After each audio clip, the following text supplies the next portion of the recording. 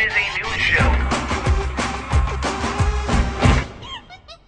Hello, nation. Welcome to the Monday show. Of course, my name is Philip DeFranco, and this show is really just me talking about newsy type stuff and things that matter to me today. And nation, the theme for today's show is caring. Specifically, the stupid things many people care about and the important things that many people don't care about. For example, many people are angry at the show Mad Men, which is coming back March 25th. I'm very excited. But many people are angry that the teaser ads for season 5 of Mad Men show a man falling, saying that once the ads were moved to the sides of buildings, it reminded them of 9/11 and was exploiting the memory of 9/11. Many families of 9/11 victims saying that this just echoes what happened that morning, while others were actually more offended that media outlets were contacting them to see if they were angry. And personally, I side with those people way more. And that mainly comes from, if you are a fan of Mad Men and you've listened to AMC's statement on this, you know the ad is the image of Don Draper tumbling through space, and is an image that they've used since 2007, showing a man's life in turmoil. It is 100% a reference to a fictional character in the show, and I think it's the perfect image to use to describe American life. Just tumbling through the abyss of life, not knowing which way is up or down, and having no goals other than the one you dress for before you step outside the door. See how I took something that might be completely different than everyone else from that image? Yeah, that's the whole point, and if you are offended by this, you probably need to talk to someone. I don't think you're a PC asshole, but I have to say, come on, there are real problems in the world, and you're just wasting time looking around to get angry at things. We've all been there, but let's talk about some things that actually matter. And I don't want to give you guys the wrong idea. I'm not saying that it's stupid to get angry at something, because a Mad Men advertisement does not change the world. But for example, half of my show yesterday was about Rush Limbaugh. I mean, yeah, Rush Limbaugh has had opinions that I agree with, but overall I think he's an asshole who just shouts random shit. And as of his actions yesterday, he's an asshole who shouts random shit and then takes it back when he can't get his money. And an asshole who will change what he said or apologize for the almighty dollar is worse than just a regular asshole. And I think to myself, well, I don't want to just have an opinion on this. I want to have a real world impact. And that's why I've joined many people who are contacting the brands that are still sponsoring Rush Limbaugh. We talked about how many brands remove their advertising from the show, but many brands haven't, including Capital One, Clear Channel, JCPenney's, Netflix. You really want to have an impact on the world around you? Do something. And if you use one of these companies, maybe you want to call them and let them know that it bothers you that this asshole gets money from them, because they get money from you. So down below I put a link to the companies and brands that are still advertising on the show, along with their contact information. The world never changed because of feelers. It's all right and it's great to feel, but unless you are a feeler who is also a thinker, who is also a doer, you can't really change the world. And I think my point with the Rush Limbaugh story isn't just fuck Rush Limbaugh. It's the fact that I care and I want to do something about it. So maybe if you love Rush Limbaugh, you contact those advertisers and you say, I care about Rush Limbaugh. You should keep advertising. I personally have the opposite opinion, but that's the whole point. We have opinions, we care about them, and we act upon them. And don't think I've turned hippie idealist, because there's a place in my world to talk about Mass Effect 3, Men in Black 3, talking about Jessica Negri being the hottest cosplayer in the world. Those are things that entertain me, interest me, things I want to share with the world. But you have to have the right balance. I mean, the world as it is today, there's so much information thrown at our faces that our brains just feel full. So obviously we must be knowledgeable about the world around us, but our filters are broken. We care about Justin Bieber banging Selena Gomez as much as anything else. Ask any person on the street these two specific questions and you will be sad. 1, who is in the sex tape with Kim Kardashian? And 2,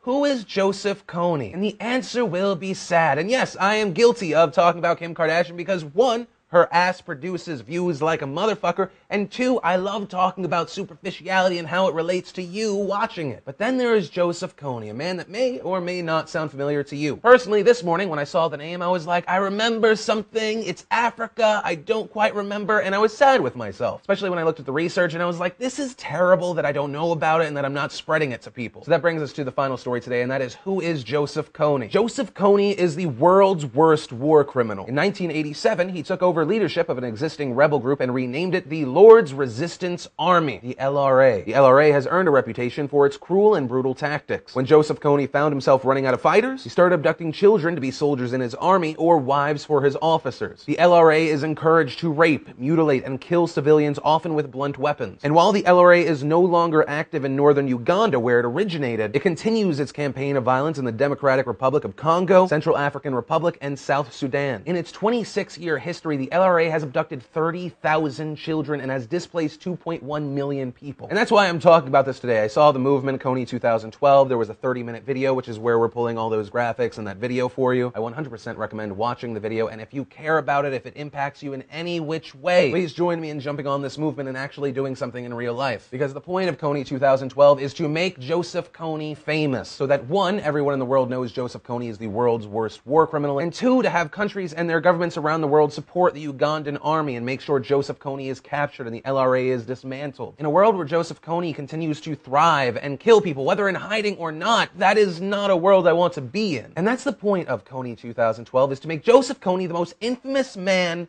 on the planet, to make it so that we shine the biggest light on the infection that is Joseph Kony's evil on this planet. So ultimately, the main point, the theme for today, is caring. If you'd like to join in on anything I talked about today, as always, the links are in the description down below. And that, of course, also brings us to the question of the day. Did you know about Joseph Kony before? Are you going to do anything about it? Do you think that people in mass can change things? I'd love the answer to any and all in the comment section down below. Nation, that brings me to the part of the show where I'll throw something at your face, and today it is a copy of the new game Mass Effect 3. Today, to possibly get pelted in the face with said things, you just got to click the click to retweet button down below, or share this video from the DeFranco Nation Facebook page. Links down below to do that. We're going to be pelting 2 people in the face today, so you could double up your chances. And of course, a big thank you to those of you that remember to clickety-clack the like button, favorite when you really like it, share these videos how you do. And of course, as always, my name is Philip DeFranco, and you've just been filled in. I love your faces, and I'll see you tomorrow.